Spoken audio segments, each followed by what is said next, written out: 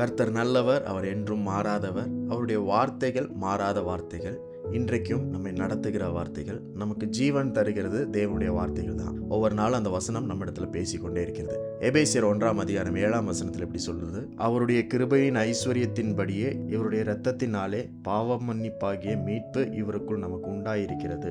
கிருபையின் ஐஸ்வர்யத்தின்படியே தாராளமான கிருபையை தேவன் நம்மளுக்கு தருகிறார். ஏனென்றால் அவர் தயாளனாக இருக்கிறார். அதனால் அவருடைய கிருபை தாராளமாக இருக்கிறது. Generous grace. கிருபை என்பது கர்த்தருடைய குணம். It is God's character. அது என்ன ஆகுதுன்னா ஒவ்வொரு நாளும் பெருகி கொண்டே இருக்கிறது. Abounding grace. God's grace is generous.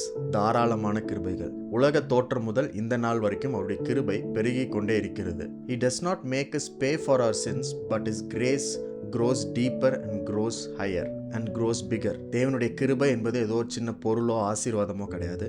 அது அவருடைய குணம், தேவனுடைய குணாதிசயம்.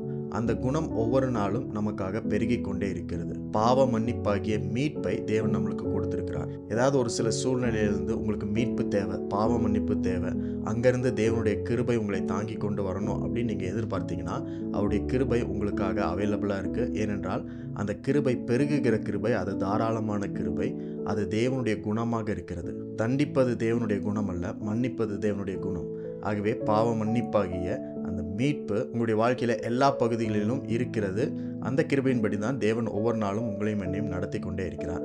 இன்றைக்கும் அந்த தாராளமான பெருகுகிற கிருபையை நீங்கள் பெற்றுக்கொள்ளுங்கள். உங்களுக்குள்ள அது இருக்குது, அதை பயன்படுத்தி கொள்ளுங்கள். இந்த நாளும் தேவனுடைய கிருபை நிறைந்த நாளாக இருக்கிறதுக்காக ஆண்டவருக்கு நன்றி செலுத்துங்க.